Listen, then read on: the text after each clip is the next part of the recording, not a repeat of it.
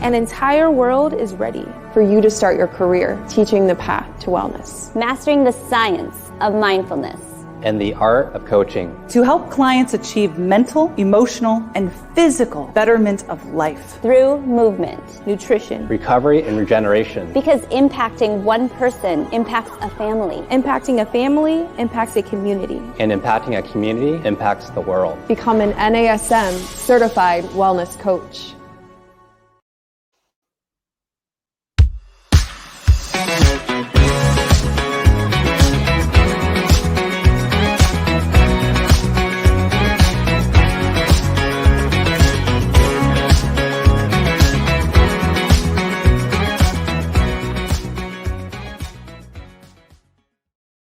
Hello, friends, fans, and followers, and welcome to the Better Than Fine podcast. I'm your host, Darlene Marshall, and before we get to our guest today, who I am beside myself with excitement about, I want to tell you something else that I have been so stoked about for the past week or so. If you follow me on Instagram, which if you don't, I'm at darlene.coach.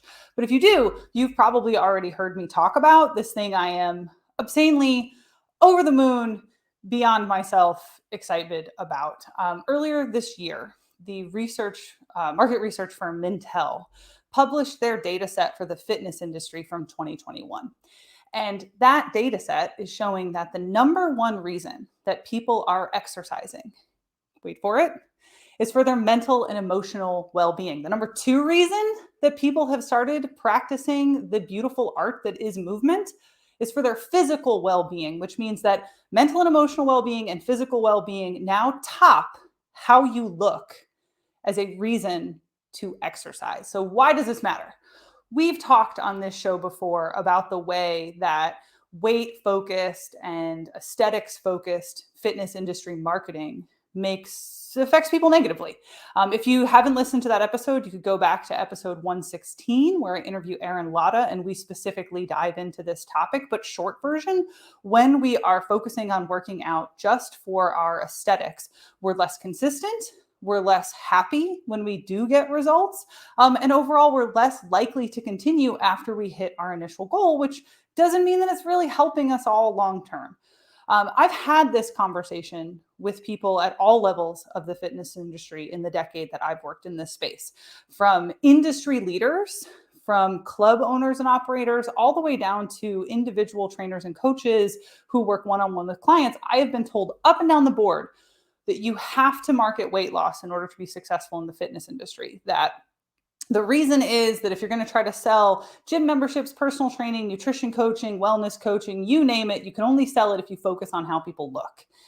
And this study shows us that that is just plain wrong. Maybe it used to be true, but it's not true anymore. And the study also shows us that people are waking up to the other incredible things that having a meaningful movement practice does for us all.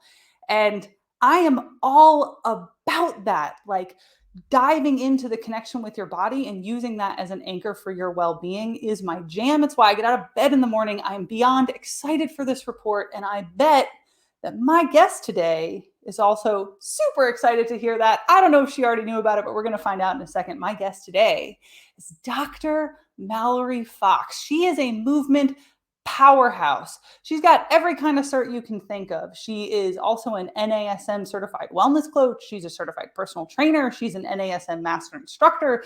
She has a master's degree in human movement, a doctorate in health science. She is the founder of Foxy Fit. She's also got one of my favorite Instagram feeds. And I'm not gonna lie, kind of got one of those girl crushes where you're just like, wow, that woman is cool. And today I get to meet her and pick her beautiful brain. Dr. Mallory Fox, welcome to the Better Than Fine podcast. Hi, Darlene. Thank you so much for that generous introduction. I just feel so excited to be here, and the girl crush is mutual. I think you are such an incredible voice in the fitness industry, and thank you for your dedication to sharing wellness and the latest research. I was so stoked. I was actually watching your video right before I popped on to record about the latest information in the health and wellness industry and focusing on how we feel over what we look like. So yeah, I'm so excited to chat with you today. Thank you for having me on. Well, thank you for coming on. And I know today we're going to talk about mindful movement, but I feel like we've got so many other tangents we should go on. So I want to dive right into that. And I want to start by, I feel like those of us who work in the wellness space specifically, right? Like there's plenty of people who work in fitness that have their own stories, but there's something about the wellness journey where I feel like to do this work, like nobody steps into being a wellness coach because they want to get rich, right? Like we become wellness coaches because we're called to it. And typically it's by our own wellness journey. So I want to invite you to start by just, can you share the journey with us that you've been on? Because I know like it's been a road for you. Yeah, thank you so much for that invitation. And that's what I really love about wellness coaching is finding out my clients' stories. I think that in the past, the fitness industry is really focused on programs that apply to everyone. And I think the difference for me with wellness coaching is that it's so client centered and preferences and whatnot. So I could go on that tangent forever. But to explain a little bit about my story, I learned how to swim before I could walk. So I started as a competitive swimmer when I was about 5 after swimming in the backyard. Growing up in Arizona, there are pools everywhere. So I was very fortunate that my parents had me in rescue swimming training, and I took to it like a duck to water. And that gave me a really strong base in fitness. I competed until I finished high school, and then I chose to focus more on academics in college. And I've always been quite a nerd, so it's driven me to learn new things, and that's what's brought me through the different certifications through NASM and other organizations. And in 2013, I started my own business. I'd worked at a huge nationwide chain and decided, as I was putting myself through grad school, it would be a great idea to start my own business at the same time. And I did that because I wasn't happy with how I could help people in a corporate setting. I wanted to have more freedom to, give my clients top service and really cater to them. And so that's what I do here at Foxy Fit. And my journey took another turn just a little over 4 years ago. I was teaching yoga at my husband's Air National Guard base. He's a career military guy. And so I would go in a couple times a week and teach mindfulness and yoga and to the people who are working at the base. And I was driving from the base to my office and I was rear-ended. Oh. At the time, I thought, my actual thought as my head was hitting the steering wheel was that I didn't have time for that accident that day. I had a full day of plans. Oh, spoken like a true fitness professional. And that mindset of getting everything done, like every day, like marking items off of my to-do list. I'd already taught yoga. I'd already worked out. I'd gotten up at 4 a.m. to get my workout in and then go teach, be at the base by 6 a.m. And then I had, I think, 10 clients scheduled that day. Most days I was taking the 10 minutes in between sessions to quickly eat a power bar, sip some water. I really wasn't taking good care of my well-being, but I was very fit at the time. And I thought, this is just the way that it is. I'd learned that mindset and that approach as a competitive athlete. And it was really all that I knew about health and fitness was to push my body as hard as I could, to be all things to all people. And it was looking back on it, it was a really difficult way to live, but it got me a lot of great results. So after I had the car accident, I was diagnosed with a traumatic brain injury. And we found out about 6 weeks later that I'd gone blind in my left eye sometime after the crash. And what was really challenging about all of that is I just wanted a time frame. Like my doctors, I had an incredible team of doctors and therapists. And my first question was, will I make a full recovery? And my second question was, when can I expect that to happen? And I could talk about this all day, but every brain injury is different and every person is different. And the way that I approached my recovery, by pushing myself to my limit every single moment of the day actually worked against me in recovering from my injuries from the car accident. So that led me into the wellness industry. Yeah, thank you for sharing that so vulnerably. I know from following you on social that you're always down to share. And I have so many areas that we could follow up and explore on. First, I just want to invite the listener. You're listening to the Better Than Fine podcast. I'm the host, Darlene Marshall. My guest is Dr. Mallory Fox. We're going to talk about mindful movement, but right now I want to just resonate back to you. I feel like that while the event of the car accident was obviously singular, I know so many fitness professionals who approach exactly what you're describing, right? Like this life where you're seeing clients before they go to work, after they go to the work. You've got this split day, you've got 10 sessions, and you're teaching class, and you're just chomping bars. You sleep for 4 hours, you rinse and repeat 6 days a week until they have an inciting event that knocks them out of that cycle. And the mindset of rise and grind, the way that it doesn't serve us as human beings, but also as like an industry and as practitioners. Yeah, I could talk about that topic for days because it was about 4 months into my recovery that I hit a huge wall mentally and emotionally. And, what I was doing wasn't working. And I was actually feeling worse after 4 months of working so hard on my recovery.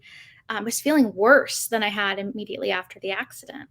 And I had to have a huge shift in my mindset and really even in my belief system of, okay, this has worked for me up to this point in my life. It had made me really successful in many different areas. And it suddenly was working against me. It went against everything I'd ever been, experienced, and everything that I believed and everything that I taught my clients. And so it was really, really different. But that's ultimately what led me into mindful movement. Yeah, I find that, I know for me, whenever I've had a big injury or something that really derails me, it makes me more compassionate to my clients the next time around that I come to a client that's had that moment of struggle. It was like, oh, I thought I knew what I was doing about that, but now that I'm here myself, I understand it even more deeply. And I hear you resonating with that. So I just want to call that out. So you mentioned mindful movement. Yes, that's what we're here to talk about. Anybody who listens to the show knows that I love to go down rabbit holes and tangents. But can you just describe for us, what does mindful movement mean to you? Because I see that phrase thrown around. I know it from the meditation space, but now the fitness space has started using it. Like, when you say mindful movement, what do you mean? Yeah. So when I talk about mindful movement, I really think about a way that I want to feel when I'm moving my body rather than a destination or a goal that I'm trying to get to. And the way that I got there is, as I was recovering from the brain injury, from losing my eyesight, I was out of work for several months. And one of my doctors told me that I needed to manage my stress better. And my immediate thought was, when I get well, then I won't be as stressed. Like I'm stressed right now because I can't drive, I can't work. There are all of these external factors that are contributing to stress. And I had tried meditation before, and I'd actually gotten a certification from ASU in mindfulness and meditation, but I was never good at it. I put that in quotes for anyone listening because, like everything else, I had this expectation that I could become really good at anything I put my mind to. But for whatever reason, calming my mind was not something that I was able to become good at. Um, and spoiler alert, there really is no becoming good at meditation. When we are working, so hard just to survive every day and we have really busy, full lives, it's kind of requiring so much. The brain, naturally won't just calm down just because you decide to meditate for a few minutes. Well, So and also, don't you think like the idea of being soft quotes good at something implies that like there's a binary good, bad, or there's a right and wrong way, and we're so conditioned by our Western society to approach everything right? Like there's got to be a winner and a loser. There's got to be a right answer. You filled out the C bubble and not the A bubble, so you got the question wrong. And you know, for me, I feel like whether we're talking about meditation, we're talking about mindfulness, like what we're talking about is like showing up for whatever's up, right? And like there's not a wrong way to be in your human experience. 100%. And I had heard those words before, but I didn't believe them, and I Yeah. hadn't lived them and experienced them. So I'm very much, I will read, I went on vacation for 2 weeks and I read 15 books while I was away. I Nice. read all the books, I will listen to all the podcasts, I will take all the courses. And so I know a lot of things, but I've found it's such an incredibly different experience when you live through it. Mm-hmm. And Mm-hmm. and that is why, for someone like me, I fidget a lot. Doing a seated meditation is very hard for me, even after practicing it for several years. And so I thought, how can I take the elements of mindfulness and apply it to something that doesn't drive me crazy? And it became mindful movement for me. And so I would go for a walk, and rather than listen to, music while doing math in my head or planning my day, the 10 different things I would try to do while moving my body, I tried to focus on just the experience of being in my body while I walked down the block. And after brain injury and losing eyesight in one eye, it took all of my energy to actually just focus on the experience of being in my body. And I was miserable. I hated it. It was awful. Yeah. When I wasn't Yeah. distracting my brain, it was like, this is like torture. So Yeah.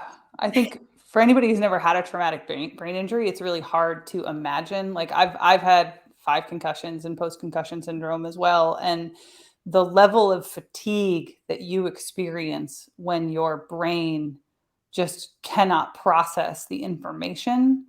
When I finally went to work after my post-concussion syndrome, riding the subway for 30 minutes, I was exhausted as if I had not slept for an entire day of being overstimulated. It was incredible what it does to you when you're post-traumatic brain injury.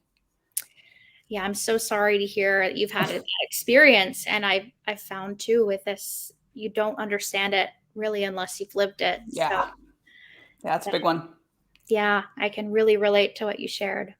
Yeah. So you'd mentioned a moment ago that, for you, mindful movement had to do with how you wanted to feel. And I hear you describing, like, okay, I'll just be present for the morning walk or be hyper focused because you needed to be because of your brain healing. But I think a lot of people, when they think about like emotion or subjective based movement, it feels confusing to them because so much of what we talk about in the movement space is like, okay, I'm going to give you this program to get this outcome. And I know, at least for me, when I think about it, I'm like, yeah, but tell me the what to do, because it's too big in a lot of ways. Does that make sense as a question? Yeah, it really does. And I can relate to, what you're asking, because I went through that experience myself of, okay, well, if my entire life I've always moved my body to reach a goal, starting from a very young age of, competitive swimming. We would train, but in the beginning, an hour a day. But by the time I was in high school, we had 2 workouts a day, about 4 hours at swim practice a day. Mm. And, in the health and fitness industry, that's, I would use the OPT model, and I would create programs, and I'd be able to tell clients, if you do X, Y, and Z, you should reach your goal in this time frame. And, there were opportunities to assess and reset. And so it's, essentially it feels more transactional. But coming from a wellness or a mindfulness perspective, it really does shift from an outcome-based program and into a process-based program, which is what I loved. I finished the Certified Wellness Coach certification this spring. I think it's March or April. I loved it because that was an area that personally I needed to grow in. It feels still very foreign to me sometimes to reset my own expectations for my movement program, as well as, to teach my clients and help coach them to what they want to achieve. Yeah, and peek behind the curtain. The design of the program, I worked on that section. That was like my baby. It You was. did an amazing job, by the way. Oh, thank you. Thank you. Yes. I appreciate it. I was not fishing for compliments, but I do appreciate the compliment. And it was a challenge for the original team designing that section before I got plugged into it, because so many people that they were trying to collaborate with were from a personal training background and didn't really have the language and the tools to describe exactly what you just described. And it was, I happened to get asked to hop on a call, and I suggested they go speak with Kelly McGonigal, and the rest is history. And so that became an evolution point. And quick plug for NASM Optima, Kelly McGonigal is our keynote speaker, and I'm beyond excited for between her and your section on mindful movement. And we're going to have a lot of, I think, paradigm shifters at NASM Optima when it comes to this specific conversation about movement. But I want to reset for the listener. You're listening to the Better Than Fine podcast. I'm your host, Darlene Marshall. My guest today is Dr. Mallory Fox. We're talking about mindful movement. What does that even mean? And how do we practice it? It's a new puzzle. If you come from the traditional gym environment, where if you're working with a personal trainer, they're writing you a program, maybe you're going to your spin class and the instructor's telling you exactly what tempo to ride at and what intensity, if we let that go, Mallory, how is this different in practice? Like, what does this look like when you're working with someone on moving mindfully? Oh, goodness. I wish I had. Ha! Big bomb. Right. I wish I had a succinct answer because, as a person, I love those straightforward, go from A to Z types of answers. But I don't have that because every person is unique, and every person has, their unique backgrounds. The CWC course went so well into all of the different aspects of wellness and all of the different differences in each person that contribute to program compliance. And so I guess what I would say is I try to really listen to my clients, especially, in the first few weeks of getting to know someone. And you've probably experienced this. I know that you've coached hundreds of people individually and thousands in groups, but you might have experienced too that people come to you, the expert, to get that, magic program. Yeah. And so when I start asking clients questions, sometimes they're really surprised. And then often they're pleased that I'm asking questions, but often they're like, wait a second. Aren't you going to tell me what to do? Give me the answer. Yeah, I describe it as like people come into the coaching conversation wanting you to be the fitness switch, right? They're just like, oh, just tell me what to do and I'll do it. I'm like, well, that's not really how this works. Yes. And especially if people are stuck, they really just want you to like wave the magic wand and like mind trick them, like you're a Jedi, and then they're just gonna like do the thing. It's like, that's not how lasting and meaningful change works, my friend. We're going to try to do something different than that thing that you've done over and over and over for decades, where someone tells you what to do and you do it for a couple of months and then you just go back to whatever the heck you were doing before. Yeah. So let's try something else, because that clearly doesn't work. And what I have more insight on now because I lived it is, as the person who wasn't meeting my goals in the time frame that I expected, I had so much self-blame, shame. I was making it so much harder for myself when I held myself to those deadlines and those expectations and that old belief system. So, when clients come in, initially, that's another thing that I really try to listen for. What are their expectations?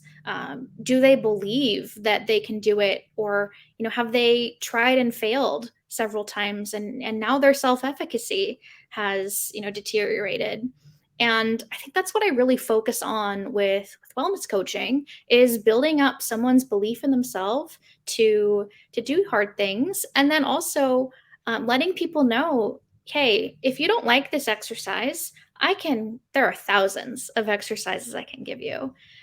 If you don't like, if you don't feel good with this amount of sleep, let's adjust or send you to a sleep specialist. Really coordinating all of the different aspects of wellness that could be getting in the way of making the habit changes that people want to make, because it's such a multidimensional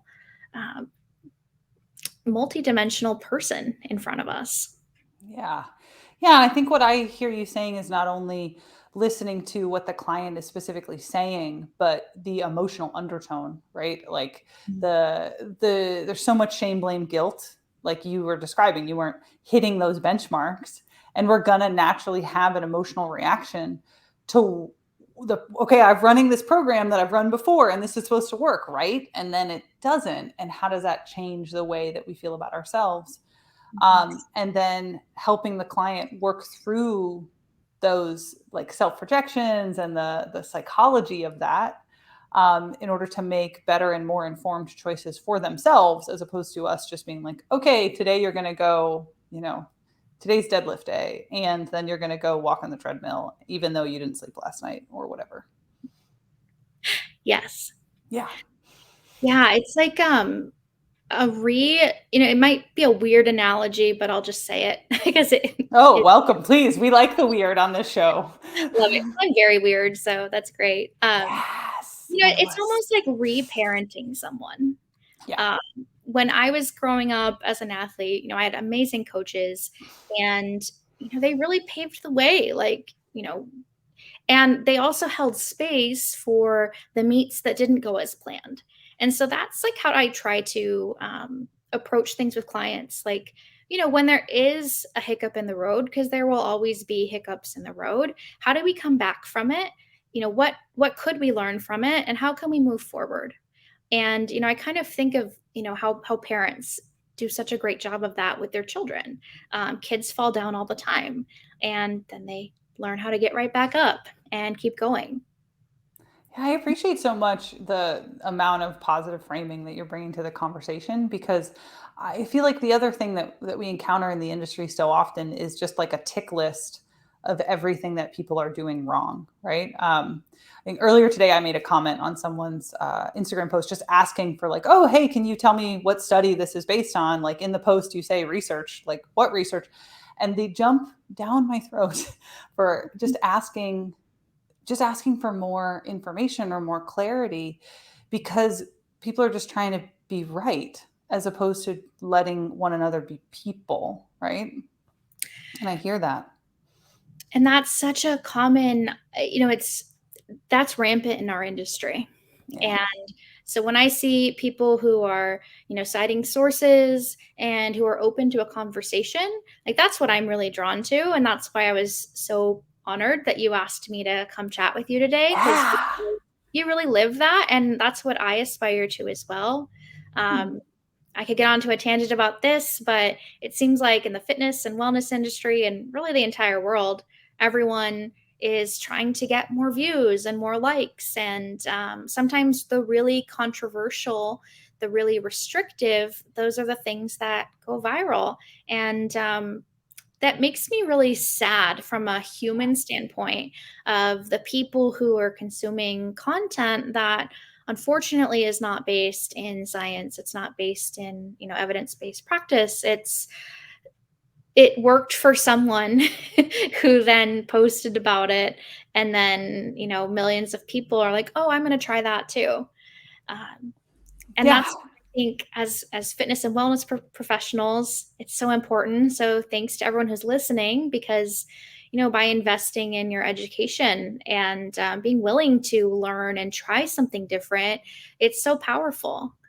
And I know it's also really hard to do. It was very hard for me to let go of what I knew worked for me at one point in my life and try a different approach. And it was very scary. So if you're listening to this and you are like, I don't know. Yeah, well, if you're listening to this and you're not sure, we're going to give you some tools in just a second. You're listening to the Better Than Fine podcast. I'm your host, Darlene Marshall. My guest is Dr. Mallory Fox. We're talking about mindful movement. So let's invite those listeners to experience their own personal experiment around mindful movement. So earlier you'd said that for you, the root of well, let's talk about mindfulness, right? Is just being present in your human experience. And then you talked about mindful movement being more about the subjective experience than it was about some kind of outcome oriented, exercisey business. So if someone is able to go like, okay, yeah, mindfulness, I'm present in my body. I don't want to just sit on a cushion for 20 minutes. That doesn't sound very good. And they're able to identify, like, maybe they want to feel ease or joy or happiness or humor or, connection. Pick a variable here. What's next for that person in their pursuit of trying this mindful movement thing we're talking about? So the first step really is to just get present, as you mentioned, to the experience. And it might be going for a walk without headphones, or leaving phone behind, or in a pocket at least. It could be what I tried to do is I went back to when I grew up in the pool. And when you're swimming in the pool, you can't be on your cell phone reading news articles or or talking to anyone. It's a very solitary experience. And so that's how I started with mindful movement, was getting into a space that I was supported in not getting so distracted. Another tip that I try to give people is to just use any of the five senses. So, if you think about, you walk into a gym and you'll see people with headphones on. Sometimes you'll see people reading a book. Sometimes you'll see people who are, talking during a set, and that's all great. But it seems like, and I know that I did this, I would do anything to avoid that experience of what it felt like to work out. I would try to distract myself from how sore my legs were, or how, tired my biceps would get. We tend to do that day by day. And so, I encourage people to take just a couple of minutes and try to tune in rather than tuning the body out. Yeah, I hear, not escaping from the experience of having a body, Yeah. right? I know for me, I will be the first one to tell you, I hate running on a treadmill. You cannot pay me enough to run on a treadmill. I also used to work for a big national gym chain in New York City, and we would have like these all the trainer fitness competitions every month. And whenever it was a treadmill one, my friend Jared would stand next to the treadmill and sing to me to distract me because I just hate it so much. If I have to have something in my ear. But you're saying like, okay, it also sounds like maybe that would not be my mindful movement practice. Running on a treadmill, like, wrong answer. And but finding something I don't hate. But thank you for that example, because I think that is so normal. I also hate the treadmill, and I know so many people who hate the treadmill. And so if you're someone who's wanting to try mindful movement, I would just ask you, what movement do you enjoy? Like, if you're on vacation and you have no agenda, what would you do? How would you move your body? And that's like a question that can help people kind of tap into, oh, I'd play with my kids, or I'd take my dog for a walk, or I would, just stretch because my back hurts, or, something like that. And that's a way, rather than what we should do of running on a treadmill and burning calories or beating all of the other trainers in a competition. There we go. I was like, I don't care about calories. I care about winning. Yeah, exactly. I'm not very fast, so I did not win. But I think what I hear in there, when I work with a client and they can't tell me how they want to feel, right? Most of the time people can tell you what they don't want, but it then becomes this exploration, right? Like, well, let's start exploring different emotional experiences or subjective experiences and see what we can cultivate that resonates for you.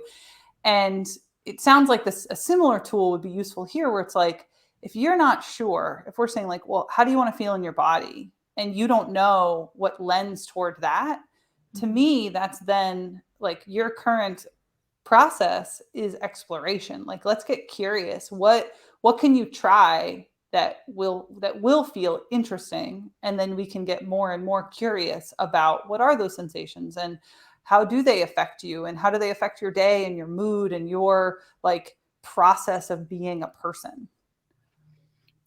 That is such a great tool. Thank you for sharing that, because it can be really challenging when someone doesn't know. And I've been in that experience myself, where it's like, I don't know, I just don't want to be this.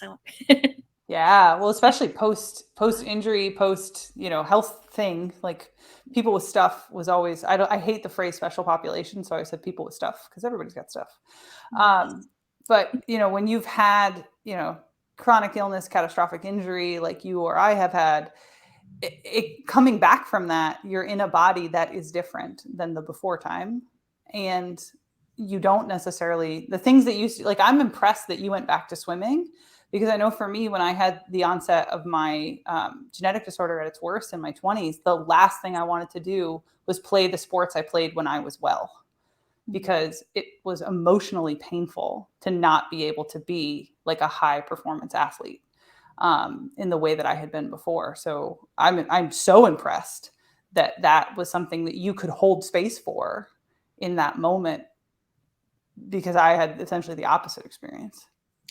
Well, thank you for saying that and your vulnerability. And, I didn't do it on my own. I had incredible therapists who helped me to get there mentally and emotionally.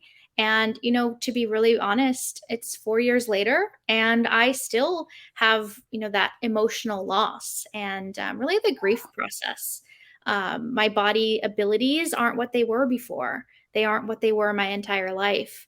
And I did go through a period where, I hit rock bottom and I was like, well, if I can't run marathons anymore, if I can't, deadlift 300 pounds, then what's the point? And so mindful movement and, a whole lot of other incredible professionals supporting me have gotten me to this point where, I can be creative and curious and find new ways to move my body in a way that feels good. And some days it's easier than others. I had on vacation, I had, some sadness over if I, bike on the boardwalk, I'll get a migraine now. And so I tried it and I got a migraine and I was really sad. And I took the day to take care of myself. And the next morning I was like, let's reset. Like, what will feel good today? And I think that's something that that I would just recommend people try. And it's okay to fail and set yourself up with lots of ideas. So I make a list now of here are things that I can do when I feel great. Here are things that I can try when I feel okay. And then here are some things that I can do like when I'm having a really bad day. Like if I wake up with a migraine, I'm not naturally going to think of, okay, let's, stretch and, breathe. So I'll look at my list and I'm like, oh yeah, I could try this right now. A way to move my body that will help me to take care of myself today. Yeah, we've said the word vulnerability a number of times today, but I not only want to thank you for your vulnerability and sharing that ongoing struggle and kind of what's gotten you here, and also my compassion that you're going through it, but also to illustrate, you are a highly qualified fitness professional with an exceptional education, and to come on this show and share that you are still actively in that process of relearning how to navigate a body that is changing with you, and receiving, therapy or whatever other treatment in your team. To the listener hearing that, I think it's such an empowering illustration, in my opinion, of like, hey, being a human is a process of life and living that continues to shape and evolve. And what Mallory just said that I really want to drive home to the listener is it actually reminds me of an Ani DeFranco lyric. Your egos are like hairdos. They're different every day, depending on how you slept the night before, especially mine. You know, your body is going to be different every day, depending on what's happened to it recently and chronically and over the course of a lifetime. And being mindful of that body then empowers us all to be adaptive and more patient and more compassionate with ourselves, so that we can show up in whatever ability that we're able to that day, that moment, that situation. And so, Mallory, I just want to thank you for sharing that with all of us, because it's hitting me deep, my friend. Thank you. And thank you for sharing so beautifully. I'm really excited to go back and re-listen to what you just said, because I think it's so important. We're human, all of us, whether it's me, the fitness professional, or, a client that I'm working with, we're all human. And I think that it's easy to lose sight of that. Often as a fitness professional, I felt pressure to, if I don't have the answer, to find the answer. Or And make one up. that's I have definitely felt the pressure to make one up in my right. time as a fitness professional. Yeah, because people are paying us lots of money to have the answers. And what I learned in my own journey is that there isn't a right answer day to day. And while I had an injury that brought on a whole lot of things, and I am on a path where I'm still struggling to kind of make sense of it, and to move forward. That happens to everyone to some degree as we age, as life circumstances like having children, or caring for a sick parent. It's part of the human journey, and so it's I think important to talk about those things. And hearing other people share their stories really helped me, especially in the first couple of years after my accident. So it's really an honor to be able to share, and I'm very open. So if people have questions or want to just chat, feel free to reach out. Well, I think that is a nice place for us to button and wrap it up. Then, if someone was going to reach out, where can they find you, Mallory? I'm on Instagram a lot. I've actually taken a little bit of time off of Instagram this summer to focus more on my mental health and well-being, but I am on Instagram a lot. I'm at Dr. Foxy Fit, and my website is a great place to check out to get in touch with me, and that's befoxyfit.com. Fantastic. Thank you so much. Thank you for being on the show. And for anybody who's listening to the show and you dig it, you dig what we're doing here, well, I hope that you're going to subscribe wherever you're listening. If you are on YouTube, can you give us a like, give us a follow, maybe drop us a comment?